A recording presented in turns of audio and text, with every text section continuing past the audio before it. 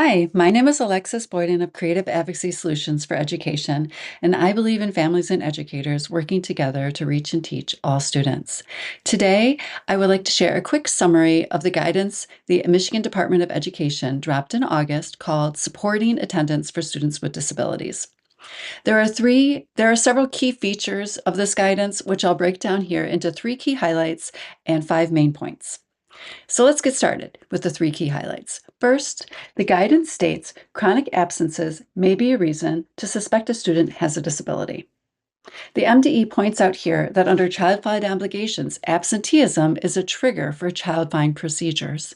I believe this is probably the most important statement in this guidance, as it means that districts cannot deny evaluation nor cite absence as a rationale for not finding a student eligible for special education services. 2.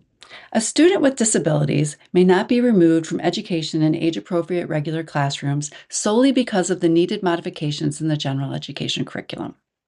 This means that IEP teams cannot change students' placement to a more restrictive learning environment, for example, self-contained classrooms, alternative ed programs, virtual learning programs, without exhausting first supplementary aids and services.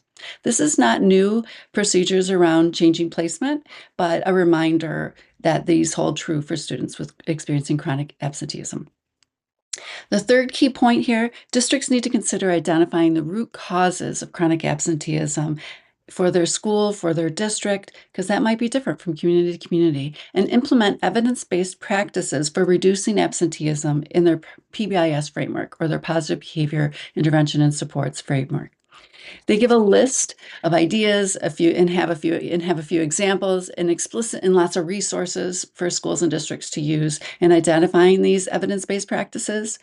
But a few I can cite here are explicitly teaching classroom routines, posting classroom expectations, providing behavior-specific praise. And if you're not sure what that term means, it is a specific evidence-based practice. You can go to the Iris Center and you can find videos that exemplify behavior-specific praise.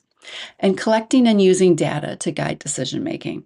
Now, these are not new things, but imagine if this was happening with fidelity across all classrooms in your building. Now let's take a look at some of the other points this guidance makes. And as I said earlier, I've identified 5 main ones for parents and educators to know. The first 2 are fairly obvious. 1, students with disabilities are absent at higher rates than their peers.